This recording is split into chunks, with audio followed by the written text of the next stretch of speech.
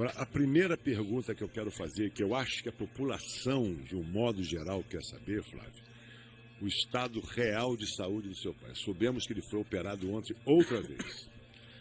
Olha, Paubel, a gente está sempre mandando uma mensagem de tranquilidade para todo mundo, porque realmente o quadro dele é estável, porém é um quadro muito grave ainda. Ontem o que aconteceu foi, né, ele começou amanhã passando mal, com muita náusea, com soluços, e aí os médicos solicitaram um exame e foi constatado aí esse probleminha no intestino delgado dele. Então hoje o procedimento que ele foi submetido ontem à noite, melhor dizendo, foi bastante invasivo também. Praticamente tiveram que abrir ele de novo. Tudo outra vez? Os mesmos procedimentos para evitar a infecção. Então ele voltou para a UTI, é como se a gente tivesse voltado a estaca zero.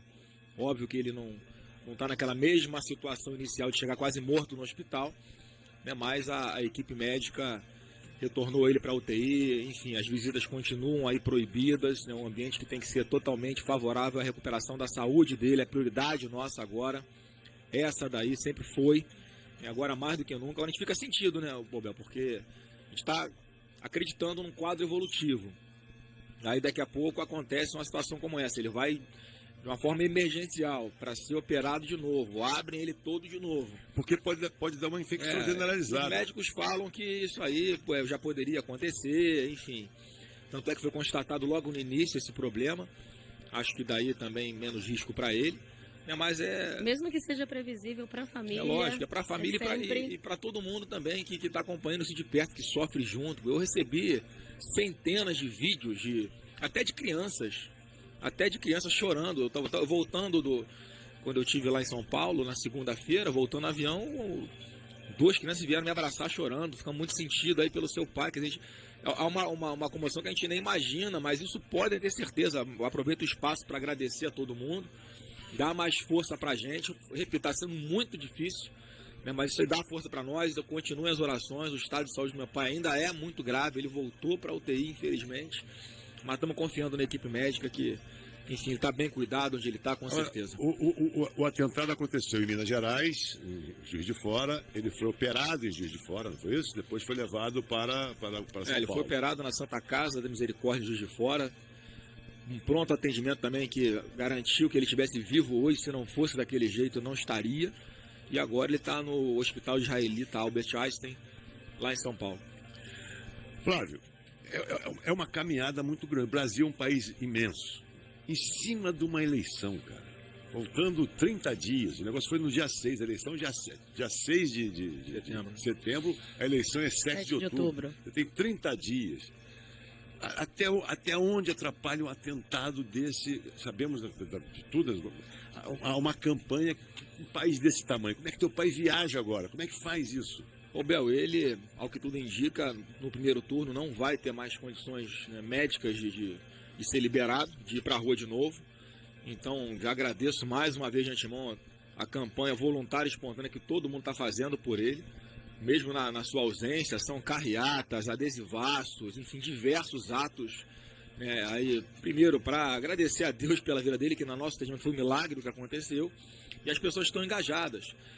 E, assim, como ele não vai mais para a rua, a gente está tentando tocar como pode a campanha.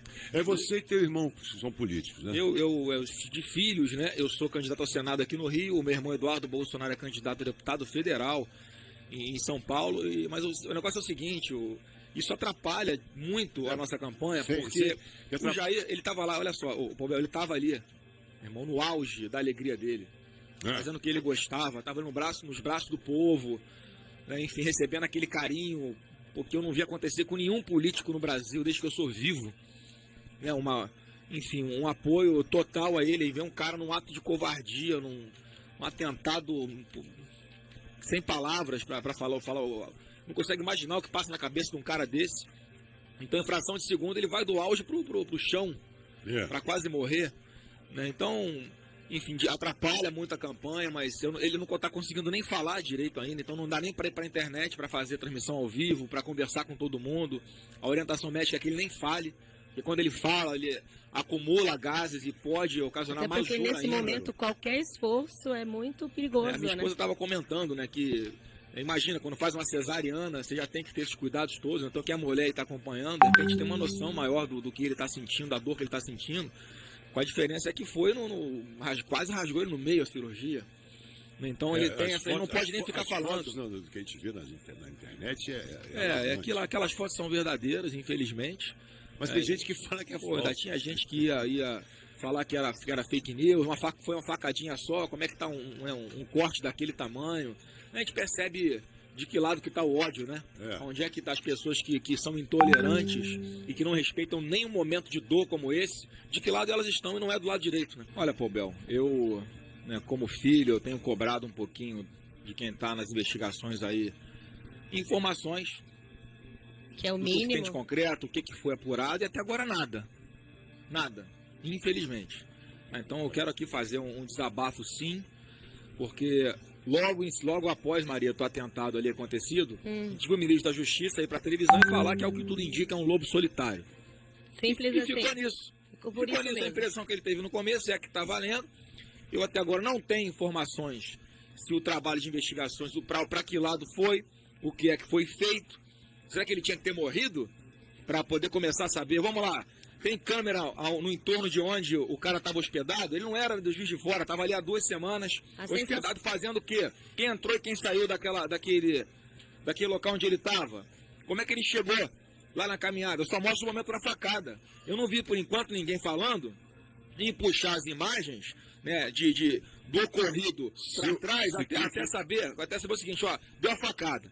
Tá bom, ali perto ele estava olhando o Jair. E antes? Mas Vai voltando a fita. existe um antes e um depois. Vai voltando a fita. Onde é que esse cara tava? Tinha alguém do lado dele? Ele foi de ônibus, foi de carro? Chegou lá a pé? Conversou com alguém no meio do caminho? Aquela é um corredor comercial que é câmera para tudo quanto é lado. Já fizeram esse trabalho? Não sei. Aprenderam lá celulares e laptops com ele. Cadê o que foi? Teve mensagem? Trocou mensagem com ninguém? Trocou mensagem com alguém? Quem foi? Cadê? E a gente Se o sabe cara que já agia existe sozinho, recursos para isso, né? Claro, a Polícia Federal está preparada para isso. Então fica aqui o meu pedido à Polícia Federal que dê resposta a isso tudo, porque até agora eu não estou sabendo, eu não estou vendo. Mas eles o que dão foi alguma feito. justificativa para essa não Eu explicação? entendo que as investigações têm que ocorrer de forma sigilosa, não tem que, né, É um presidenciável. precipitar, mas eu estou vendo que não estou vendo evolução nenhuma. Até onde eu sei, não houve essas providências de captar as imagens das câmeras pelo percurso que ele fez. E nem prazos eles estão dando, Cadê, né? justificativa, nada? Ele saltou de ônibus. Qual ônibus? Ele veio de onde? Tinha alguém do lado dele do ônibus? Os ônibus hoje em dia tem imagem dentro dos ônibus. Tem câmera. Ele veio de carro? Qual carro? Qual a placa? Era dele? Roubado? Alugou de alguém? Quem pagou? Tem uma série de perguntas que eu não sei até agora.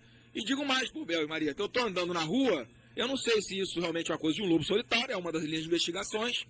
Eu não sei se tem plano mais para atacar a mim e ao meu irmão Eduardo, que somos candidatos, e estamos mais expostos, porque a gente está na rua direto. Não vou parar de fazer campanha, eu estou na rua. E se tem mais outros lobos solitários? Aí vai esperar um morrer para começar de a aumentar as investigações? Pô, então a Polícia Federal, pô, é um segmento que a gente tem toda afinidade. É o FBI a gente brasileiro. trabalha aqui em prol de valorizar nossas polícias. Pô, a gente espera um tratamento, não é privilegiado, não. Não, é o mínimo. É o básico. Eu não sou policial, eu sei que tem que fazer isso. Não tem que ficar dando orientação para ninguém, nem pedindo nada para ninguém. É o básico, pô. Mas daqui a pouco não tem mais imagem, outra apaga a imagem não sei aonde, a câmera sumiu, e aí? Aí fica um cara que a gente vê que não tem nada de maluco, um cara super articulado, que dá um depoimento com uma frieza, remorso zero. O cara fala, aconteceu. Como que diz? Se eu ver, eu faria de novo. Mas que pena que não morreu. É verdade que ele era filiado ao PSOL? Ele foi filiado ao PSOL desde a fundação do PSOL até 2014. E aí depois a imprensa também, a grande mídia coloca dessa forma. Você vê que é sempre pejorativo, cara. É como se ele não tem mais filiação partidária, então o passado dele esquece. Ele participava de atos contra todos os políticos. Mas ele estava em ato Lula livre. Estava vestindo a camisa do Lula em um monte de momento. Quer dizer, não é contra todos os políticos. É contra alguns políticos. Será que não trabalharam a cabeça desse cara dizendo o seguinte, falou, ó, você vai você vai virar um Marte, você vai salvar o mundo desse monstro Bolsonaro, desse monte de mentira que acusa, você tem que acreditar, vai, faz isso, que ou você vai morrer, ou daqui a pouquinho você vai pegar uns mesezinhos, uns anozinhos de cadeia, daqui a pouco você tá livre aí, meu irmão. Então isso é revoltante, digo mais, várias pessoas que eu conheço, policiais e não policiais, falam que a vontade, não é que vão fazer, mas que a vontade é quando esse cara sair de lá, passar o cerol nele.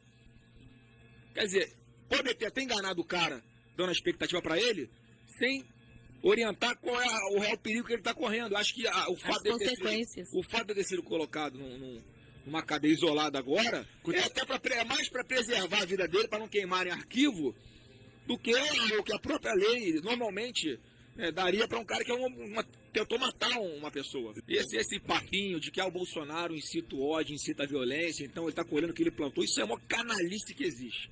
É igual falar que a mulher que está andando de saia curta na rua, ela está incentivando estupro. Ou vai pro cacete. A mulher pode passar nua na rua que ninguém tem o direito de fazer nada com ela. Então querer colocar ainda na vítima a culpa disso. Tem várias pessoas aí que pregavam a paz, inclusive tinha era do alto escalão religioso e foi vítima de um atentado também. Quer dizer, não tem nada a ver com a vítima que foi o Jair.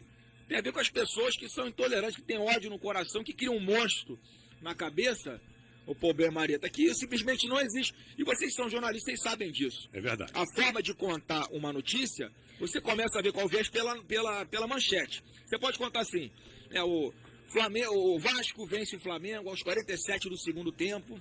Enfim, você dá uma conotação de que o Vasco é um time vitorioso, que teve deve ser vascaíno, claro. Então você pode falar assim, o Flamengo perde aos 47 do segundo tempo com o frango do goleiro. Aí você já direciona uma crise para a uma conotação que faz uma diferença gigante. O tempo inteiro eles trabalham a notícia de uma forma a ser pejorativa, a ser contra. O único cara que eu já vi até agora fala de imprensa livre, que respeita a imprensa, enquanto os outros aí que dizem que ameaçam a imprensa, não fazer o controle social da mídia. Os caras estão ameaçando censurar, fechar jornal. Fechar rádio. A imprensa tá tudo bem, meu irmão. Na Venezuela foi isso. Então, assim, não dá para entender que nível de esquizofrenia é esse que algumas pessoas estão vivendo, de não enxergar que o Bolsonaro é o único diferente, que não ameaça para ninguém.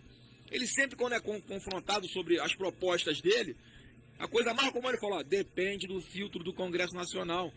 Porra, alguém que é autoritário, que quer ser ditador, tá preocupado com o Congresso Nacional? Não tá.